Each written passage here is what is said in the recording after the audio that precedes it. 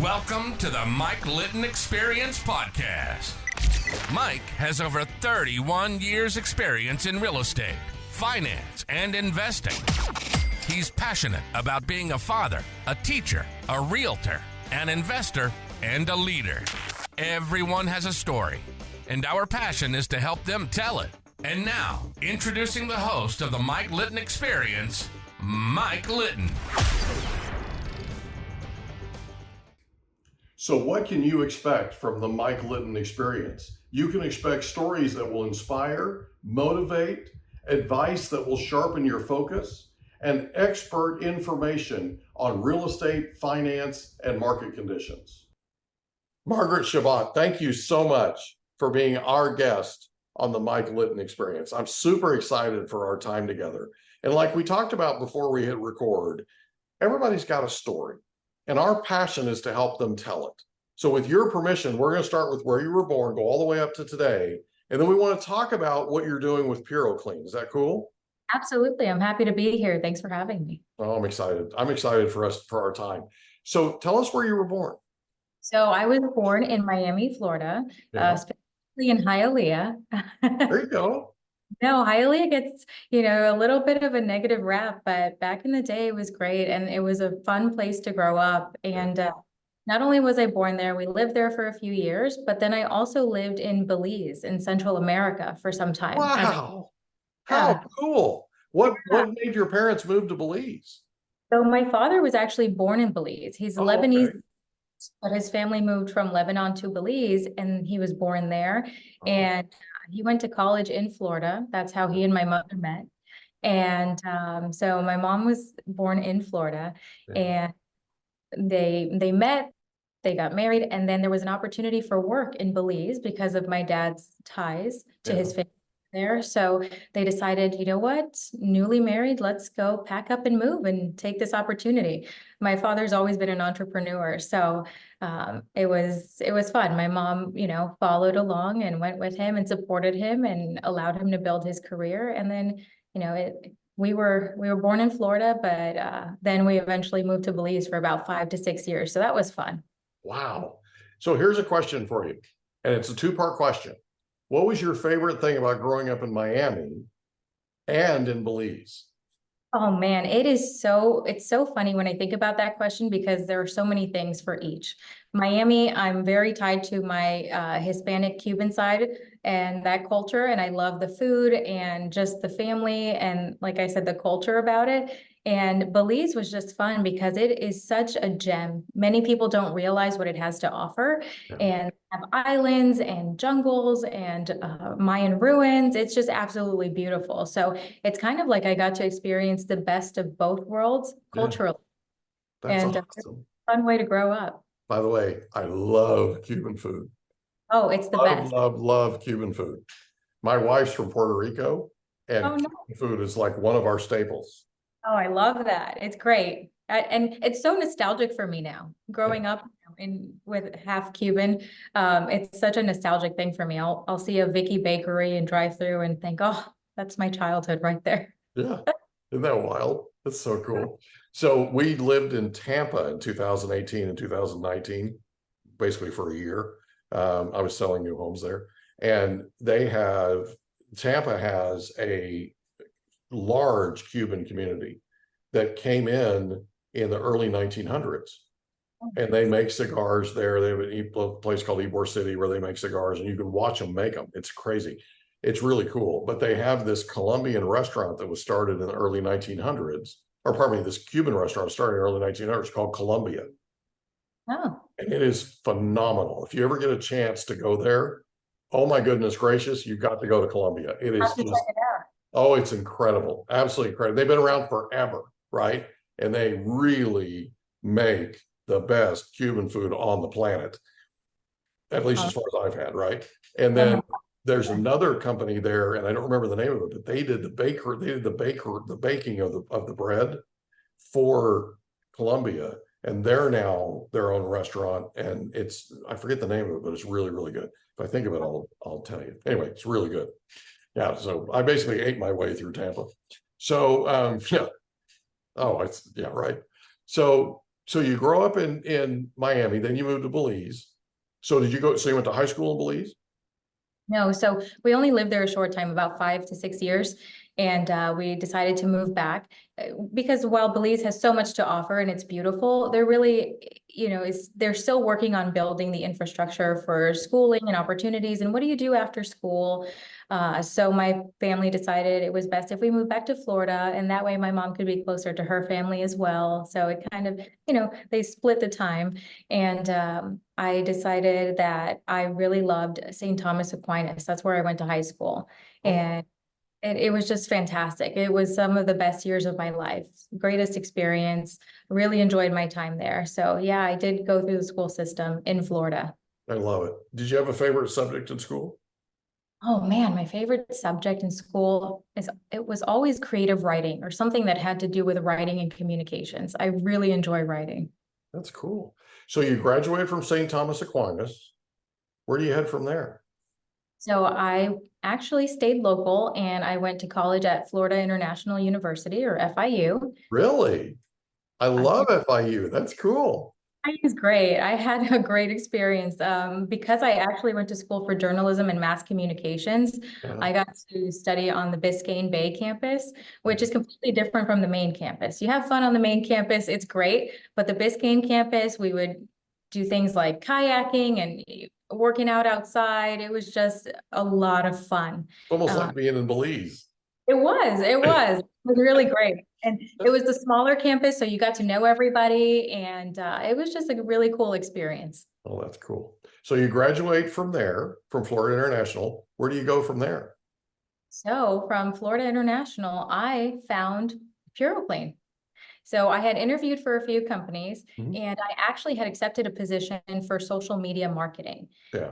Smaller firm. And I thought, okay, well, this kind of fits the mass communication, journalism, PR that I studied.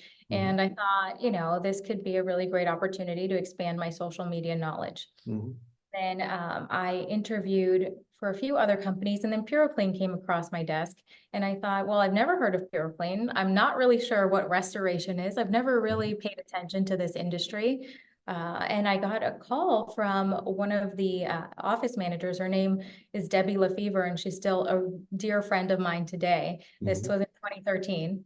And I spoke to her first. And we had a conversation. I was so casual about it because I had already accepted a job. I didn't think it was going anywhere.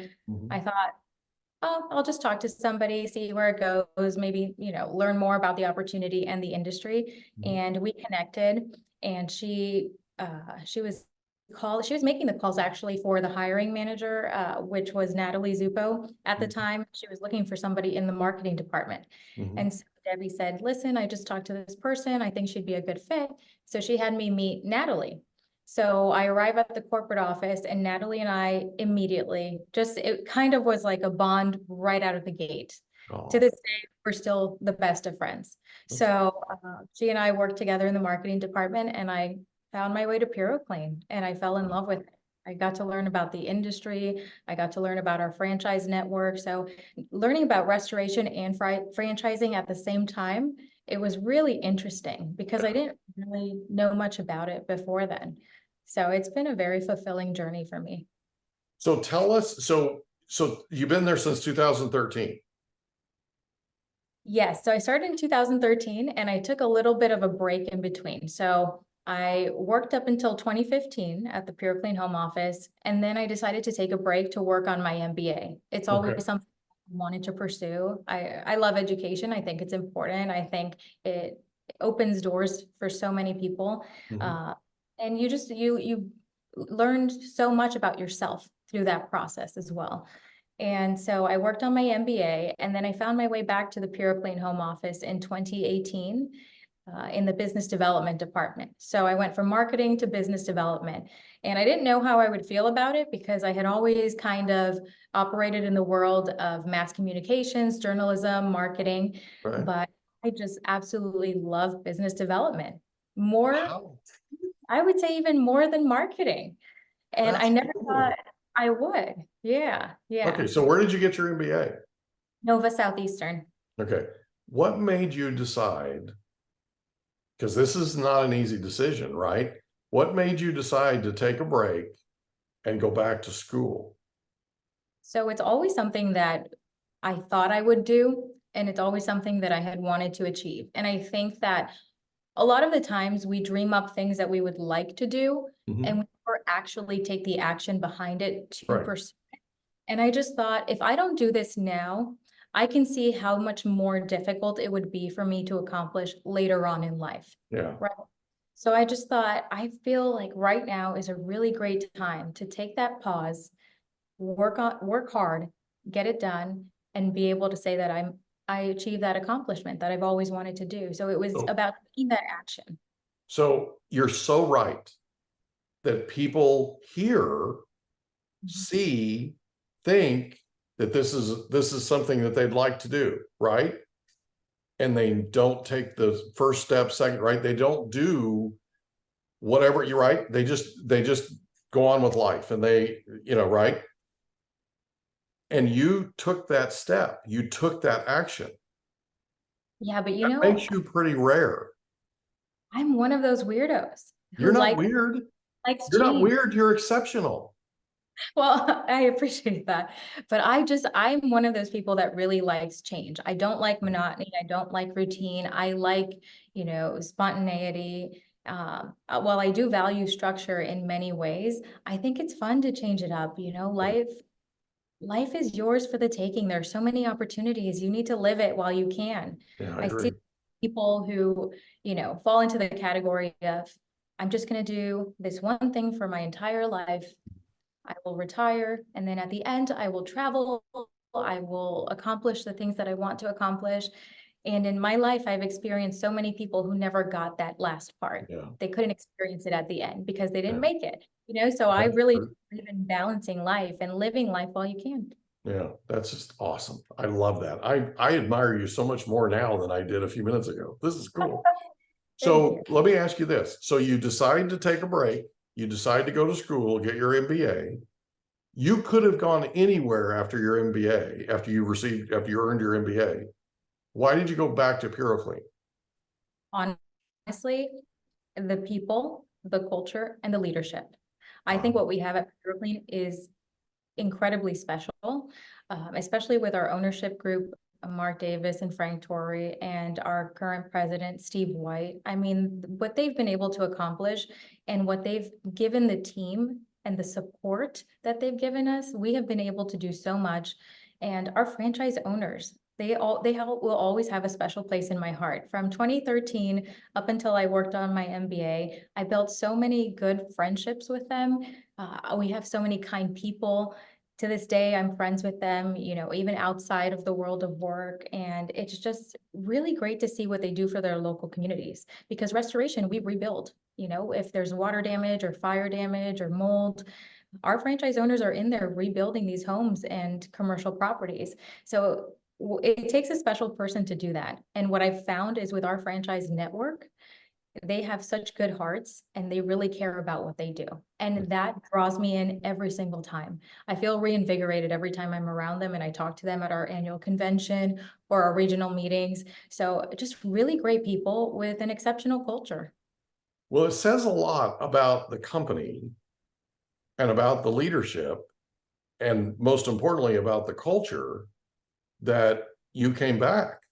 Yeah, absolutely. I mean, that's a big, big deal. And it's a bigger deal than most people realize, because most people, right, when they work for just an average company that's not exceptional like your company is, they just move on, right? I now have my MBA. I'm on my way to wherever.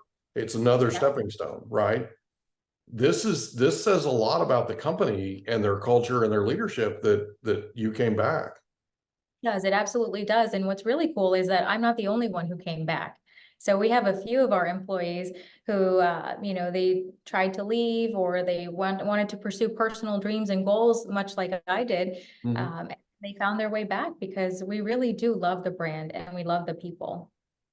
So did I hear paramedic of a home? It's paramedics of property damage. There you go. There you go. Yeah. So we basically restore the home to pre-loss condition. We make sure that we take care of our homeowners. And, you know, when you experience a water loss in your house and all of your personal effects are damaged or your pictures are underwater, it's devastating. It really is. I've personally experienced a water loss in my home, and you unfortunately lose a few things. And so you need somebody to come in and help respond, with compassion, with ethics, because unfortunately there are those who operate without ethics and take advantage. So we try to bring a world-class approach. We try to bring a good customer experience, because we know that what you're going through in that moment is devastating. It's rough. It's really rough. And it's one of the most traumatic things that people go through. I'm not joking. I'm in real estate. I've been in real estate for 32 plus years. And I've had clients who have gone through floods. I've had clients that had their house burned down. The very first deal I was ever involved in, where they asked for the buyer asked for, it hadn't closed yet. They were supposed to close on Monday. They asked to move their stuff in early. And the seller said, "Oh, well, you can move it into the garage. That's it, right?" They take their classic car, park it in the garage, really nice car, park it in the garage. It has a fuel leak, burns the house down. No way. That escrow's never closed. That was 30 years ago. So that's why when I owned my Keller Williams office for 18 years, I would not, as the broker and owner, I would not allow anybody to move their stuff in early. Not doing it, right? Because we're representing the seller and we've got to watch out for the seller. But I can tell you from personal experience that my clients have had situations where they've had floods, where they've had disasters, they've had, fires, whatever. And what's incredibly important is when they're in that state of vulnerability, to have somebody that can come in that you can trust. That's unbelievably important. And what I get from you, and also from the time that I spent on your website, I get the feeling that you people are incredibly empathetic. And you basically come in and you take care of what needs to be taken care of. And a big part of that's emotional. A big part of that is they're putting their house back together, but they're also putting their lives back together. And who people choose to do that restoration matters. It does. It matters. Really does. It really does. And, just like anything in life, you have great operators out there, and then you have vendors who are not so great. And so that's why we try to be the best in the space. We try to aim to be the best. And do we make mistakes? Of course we do. We're human, but we really do try to take care of our customers. Okay, so let me ask you just a couple of questions. I know I've got a million questions, but let me just ask you a couple of questions.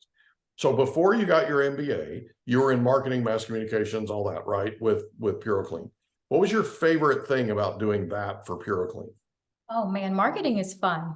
I feel marketing, you're allowed to exercise your creativity and kind of color outside the lines a bit. You can kind of bend things and get creative with it. So I will say that I do appreciate that. And I work very closely with our VP of marketing today, Alex, and he and I will brainstorm. And it's some of my favorite brainstorm sessions because we can be creative and think outside the box. So I will say the creativity. Okay. So now let's go post MBA. You come back into business development. What's your favorite thing about being in business development with PuroClean? Our relationships with our partners. So we have relationships with insurance carrier partners and with our commercial clients, so commercial property managers and insurance carriers, and managing those relationships. Because like you, I like meeting people. I like talking to people and getting to hear their stories. So I would say the relationship building aspect of it is one of my favorites. Being able to meet somebody new, show them what we can do for them, and bring them on as a new client. I feel like that's kind of like an adrenaline thing for me too. It's kind of a win, and it's like, hey, we're going to take care of you and we're going to show you that we can take care of you. Well, I think the coolest thing about your story and PuroClean's story is they've taken really good care of you. They have. Okay. Yeah. And so all you're doing is you're going out and basically projecting that right out to potential partners. You're so right. Actually, that's a great way to put it, because I think when you're happy, when you're taken care of, when you're respected, in this industry, which can be very heavily male dominated, right? Yeah. So it's tough in the industry to gain respect. And I've always had the respect of the leadership team, and I appreciate them, and I thrive with their support. And I think it's easy for me to tell the story because they have treated me so well. Yeah, no, I totally agree, man. I'm piecing this together, and I'm liking what I'm piecing together. This is cool. So let me ask you this. You guys are in franchise operations. When did your franchise operations start? So we first started with another name. We were Puro first, and then we switched to PuroClean. So in 1991, we switched over to PuroClean, or I'm sorry, not 2001, we switched over to PuroClean. Okay. Yeah. So when did you start franchising? We started, I believe, in 89. Okay. So you started the company in 89. When you started PuroClean as a restoration service, was that in 89? Well, it was under Puro first. So we did Sure. have a few franchises under that name. And yes, so I will say that I'm not clear on the actual beginnings of Puro first. I will say Chrissy on our team would be better to speak to that than I would. No, it's okay. I'm not looking for exacting facts here. I'm trying to get a feel for sort of how long you all have been in business, right? And then how the franchising part of it came about. Because usually what happens is a company starts and they're a local company, and they, start getting approached by people that tell them, hey, I'd really like to own a franchise, right? And then at some point they make a decision that they're going to go out and franchise what they're doing. And, franchising is a big deal. And I have a particular background in it. I was a franchise owner with Keller Williams for 18 years, and I'm a big fan of franchising. I grew up, as I was growing up, my dad worked for a company called Mako, Auto Painting and Body Works. And they were the first franchisor and the largest franchisor of auto body shops in the world. And I got a chance to get to know Tony Martino, who founded the company and was the CEO at the time. And so I learned a ton from him because I was a teenager at the time. I was 16 years old, and I was at one of their conventions in St. Petersburg, Florida, actually. And he sort of put his arm around me, and he said, hey, come hang out with me. What am I going to do? Say no? And I literally walked around with him and hung out with him for hours, right? And he taught me a ton. And I learned how franchising can absolutely change people's lives. And it's cool because you think about this for a second, right? PuroClean has built quite a foundation in terms of their culture, in terms of their leadership, in terms of their loyalty that they have with employees like you, right? I mean, you're a big part of the team, okay? And you're a living example of why people, if they're thinking about getting into business with a company like PuroClean, they need to think about it seriously, because it comes down to your people, right? It comes down to leadership and your culture. And we see it with the franchise owners. We were Absolutely. actually about one of our owners in the Pacific Northwest, and talking about where he started and his beginnings in his career to where he is now, and how he has been able to build such an incredible business that it has changed his life and his family's life to be able to provide for them in ways that he never anticipated. So I think that's also a really great part of the business, is to see these entrepreneurs starting their business and just launching into this amazing potential that they didn't know that it was possible. Well, the cool thing is franchising is a lot like plug and play, right? Because they're going to buy a franchise from you and they're going to get training, right? They're going to learn how to get this thing started. They're going to have constant support.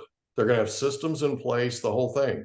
And so, it's the thing about franchising is you're not going out and reinventing the wheel. All you're doing is you're literally following the model. So Tony in St. Petersburg, Florida, took me backstage, and they were getting ready to do the awards for all the franchisees, and they were all sitting at tables in the thing, right?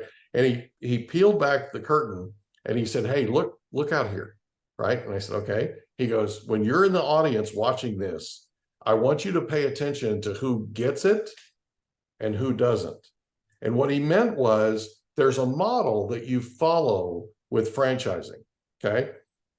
As a franchisee, you need to follow the franchisor's model, and you need to do it to the letter because they've gone ahead of you and they've tried different things, right? And they've experienced what works, what doesn't work, how you should do it, that kind of thing. You literally apply their model. And what he was saying was look and see who the model followers are versus the ones who are not. And later on that night, he came back around and he said, so what did you see? And I explained to him the tables. I explained to him where they were, right? And he said, you really do get this for a 16-year-old kid. He walked up to my dad and he said, when he turns 18, he's mine. Wow, that's great. He's mine. He's coming to work here, right? So it was kind of cool. And it was neat to have that relationship with him and have him kind of put me under his wing. And it was just, you wouldn't have believed all the wisdom I got from him. I spent hours with this guy and I learned a ton. And what you're doing and what I found from visiting your website and talking to you is you're going at it the right way. You're doing it exactly the way that Tony did it. Okay. And by the way, just a little trivia for you.